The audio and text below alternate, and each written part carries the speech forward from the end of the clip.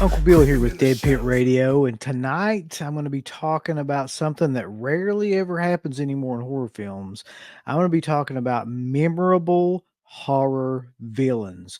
So these are the villains that stick with you. These are the ones that the movies are sometimes based around, but you don't see that a lot anymore either. But we're going to cover a bunch of them, and we're going to talk about what makes these characters the most memorable ones of the modern era of horror films. So I've kind of got a ranking for these as well. Like, I don't normally rank things. I'm not saying these are the best, but these are my personal favorites ranked in order of the way that I kind of enjoyed them from these films. So number 7 is going to be Esther. That's right, Esther from the 2009 film Orphan. Now, as we recall, not to give the plot of Orphan away or anything, but honestly, if you're watching this video and you haven't seen Orphan, like, it's probably time that you caught up with that anyway, since it's, going on 15 years old at this point. Orphan is the story of a seemingly little child who gets adopted by an American family, and you come to find out that the child is not exactly who it seems to be. And the scariest part about this particular character to me is that it's based on a true story. It's based on a story that's almost identical, as a matter of fact, about a woman who posed as a child and kind of ingrained herself into this family and got the family, manipulated the family into, like, doing crazy things, like starving, like, their own relatives, and it might have been their own children, their own nieces and nephews, but definitely, like, manipulated the entire family into all these things because this was an adult that was posing as a child and looked like a child. And there's actually a type of syndrome where this happens as well. An orphan, although not necessarily, maybe the greatest movie, certainly was a good movie. And it's not necessarily the movie that made it for me, but it is what was the character in that movie with Esther and how that was played out, and just the shock ending of that and finding out that this is not actually like a child at all, and the idea of being tricked as a parent, and just, like, secretly somebody, you know, who is a full-grown adult actually, like, being in your house, and you think this whole time that you're doing a good thing and you're taking care of them when they've got, like, all these other plans for what's gonna happen once they're in your house is a terrifying concept. And by the way, um, the, uh, the actress that played that role amazingly well.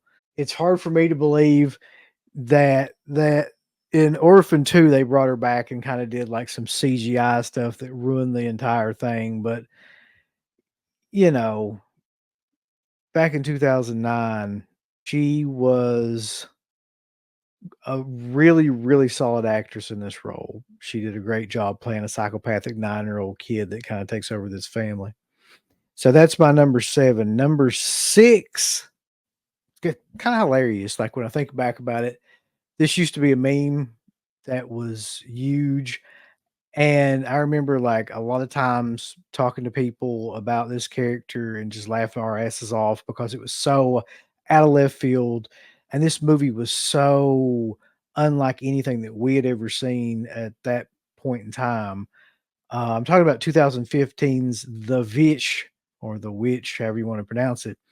Black Phillip is the number 6 pick on here. Black Phillip is a goat, but you find out pretty early on in the movie that this goat is talking to the children, talking to try to lure them in to do things. And it turns out that the goat is actually the embodiment of evil and possibly the devil itself. Um, Black Phillip is one of the oddest horror villains, one of the weirdest characters on this list, but somehow in the context of this movie, it works. Robert Eggers' The Witch was a movie that was completely unique in its approach and in its storytelling and in the language used. And there's just, something old fashioned about a goat being the embodiment of all things evil in the world, especially in this movie, which is set in a really rural kind of setting where these people are just simply trying to survive and farm and things like that. And like a simple farm animal can take you out. Sons of bitches will turn on you quick, especially them goats. That is my number 6, Black Phillip. Number 5 on the list of the best modern horror villains. I've seen this movie multiple times over the years, and it keeps getting better and more kind of appropriate for the times, the more I see it. And that reminds me of They Live. And this movie kind of reminds me of They Live in terms of like, socially what it's saying and kind of the approach that it takes in making the film. But that is 2013's The Purge. And unfortunately, this character really didn't have a name, but and that makes it even maybe more, effective too in the movie. Rise Wakefield plays the polite leader of this crew of killers who come out to purge, and he to me is the star of this entire movie because he represents perfectly that arrogant, smarmy, entitled attitude that was and is still going on, and that kind of upper class, scumbag type of person that thinks everyone else is beneath him and wants to murder just for the sake of like to say that he destroyed, somebody beneath him, like almost like a cockroach or something. The look of that character and the way that those other characters around him are kind of like a supporting cast, um, really made that something that still is memorable to this day. You still see those masks everywhere. You see them in Spirit Halloween. You see them like any place that you go. Everybody knows exactly who those characters are to this day. Movie that's already 11 years old. So that is definitely uh, going on my list in the number 5 position. Number 4, we've got the first and I believe, the only unfortunately female character on this list. But man, this is probably one of the best acted, best performed, best written characters. And I'm talking about, of course, Ty West's Pearl. Uh, and when I say that, I mean spanning the 2 films of X and Pearl, X beginning in 2022. Mia Goth is a powerhouse. She's fearless.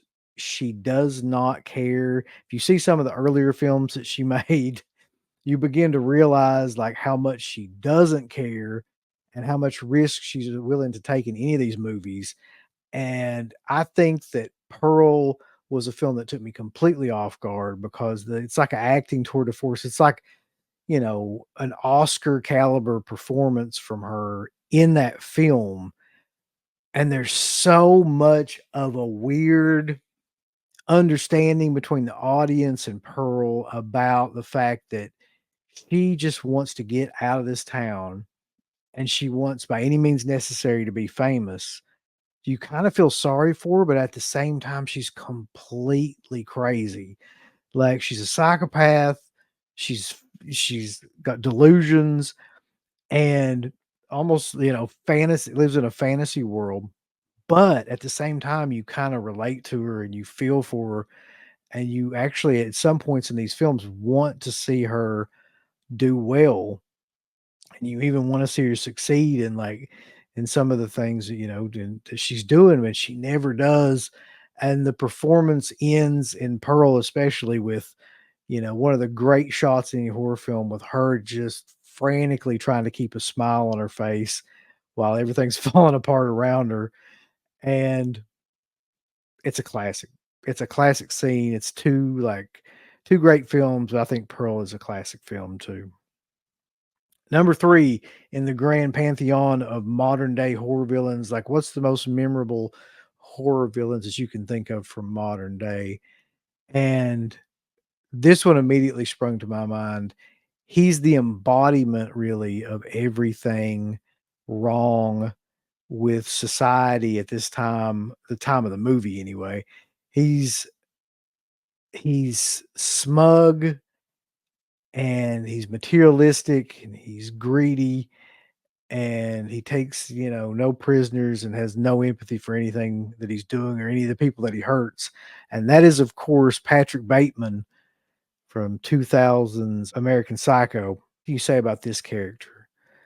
This character kind of caught everybody off guard due to the fact that people didn't really know anything about Christian Bale at this time. I mean, he'd been relatively unknown. And this was kind of his introduction, and everything about his performance, like, is meticulous. The way that he walks, the way that he talks, the way that he carries himself, the way that he is planned out everything in the movie, to represent how vapid of a character that he is and how ultimately, he's just losing touch with reality throughout the film. Or maybe he's not. Maybe he's not even in reality. That's another great part about the film. It never really explains that to you. But one thing's for certain is that Christian Bale does an amazing job of bringing that character to life to the point where you hate him so much that it's almost funny. And that's a great crossover quality about that film is that it gets to a point where the things that he's doing are so bad that you have to laugh at him, and if you can get to that point in a film, you've really accomplished something. You've really taken the audience on, like, some sort of weird ride where they kind of enjoy seeing what he's gonna do next because it's so mean-spirited and to the point of often, like, laughable, and Patrick Bateman is just the look of Bale in that film and what he had to do to get himself in shape and the classic kind of like axe music sequence in that is gonna be a classic for years. It'll be a movie that's talked about ad nauseum, as will the next 2 films. Number 2 on my list of 7 of the best modern horror villains is a character that, uh, continues to startle people, make people sick, freak people out, cause media kinda uproar in an age where you wouldn't even think that that would be possible anymore. That is, of course, Art the Clown from the Terrifier series. I never thought that another clown would come along and, be able to kinda take the place or challenge the mantle of, Rob Zombie's characters, but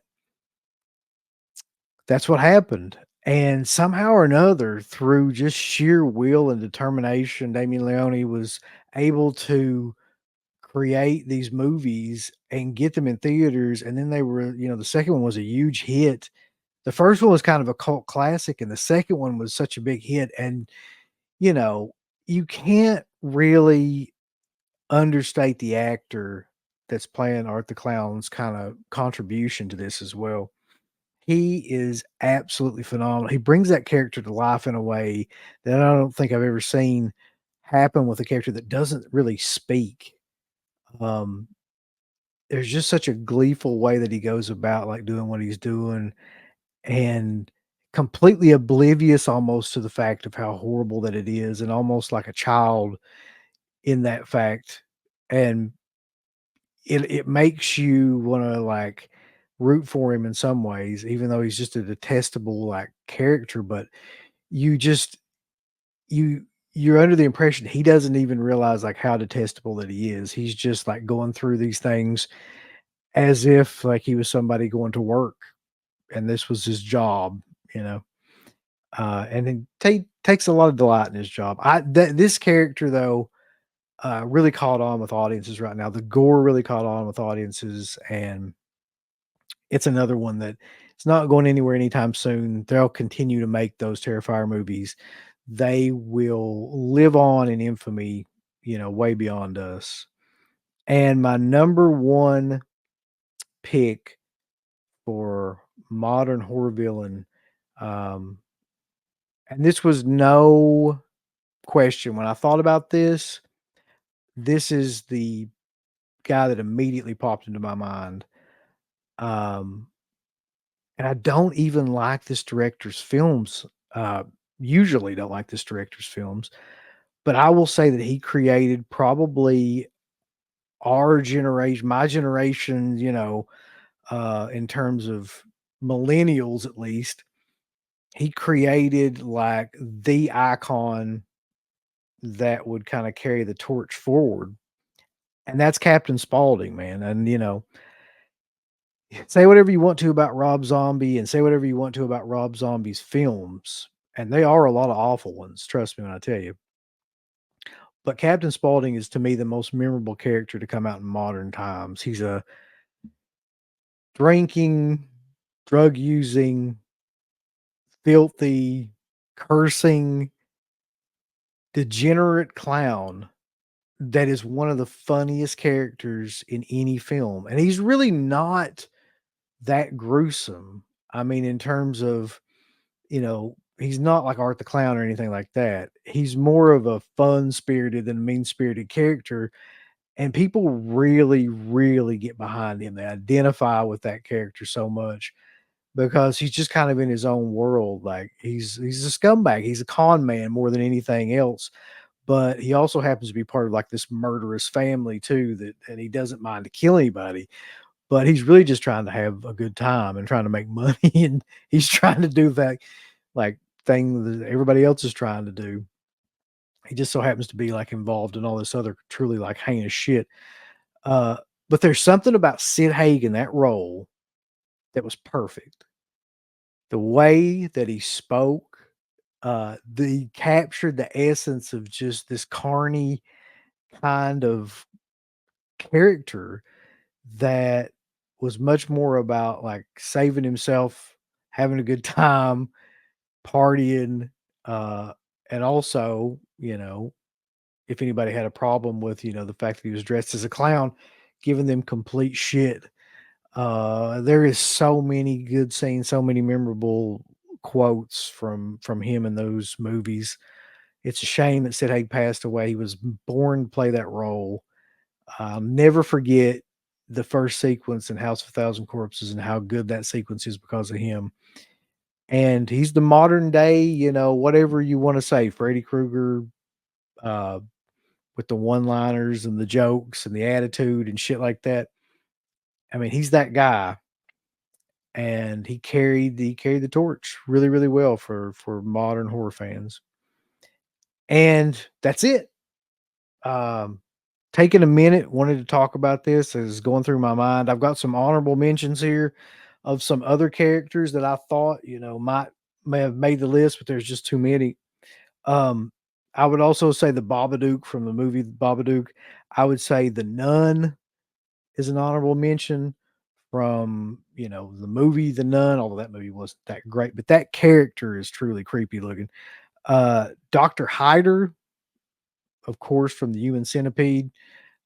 That guy looks insane, acts insane, might honestly be insane from what I've seen at conventions and things like that too.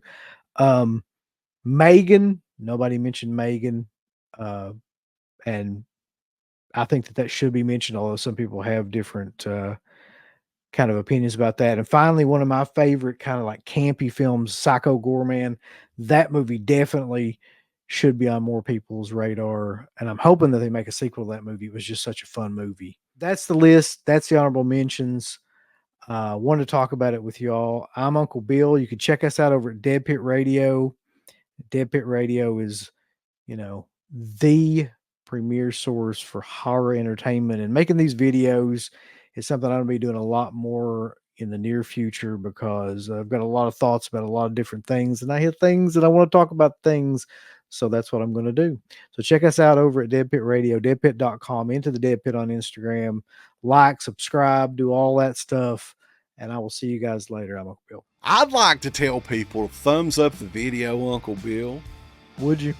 Yes. Thumbs it up with violence and fury, and just love everything about it. You hit the heart button, then you hit the ass button, then you hit the go fuck yourself button. Follow that up with the I don't give a shit button. There's all kinds of wonderful shirts over at shop.deadpit.com. Simply the best horror shirts. On TeePublic, there are others, but they all suck. You can get some Dead Pit Radio shirts. You can get Last South on the Left. The Hills Have Eyes. Texas Chainsaw. Oh, wait, you can't say Texas Chainsaw. All kinds of shirts, folks. You're gonna love them. Shop.deadpit.com. Special thanks goes out to our supporters on Patreon. Do you know what kind of stuff you can get on Patreon, Uncle Bill, starting at only $1 a month? What's that? Access to every Dead Pit show since 2005. We got almost 200 fan commentaries that we've done over the decades. We have a literal jukebox full of songs and thousands of reviews. I don't even know how many shows are up on there now that we've done over the years. Hundreds of thousands. You need to figure this out now and subscribe to us on Patreon and YouTube and Instagram and help us to 1 million. The road to 1 million subscribers starts today. So deadpitonpatreon.com. Join today. Tiers start at only $1, but I'd recommend at least the $10 tier. You can do 50. The stock market's crashing around us, folks, but send us money.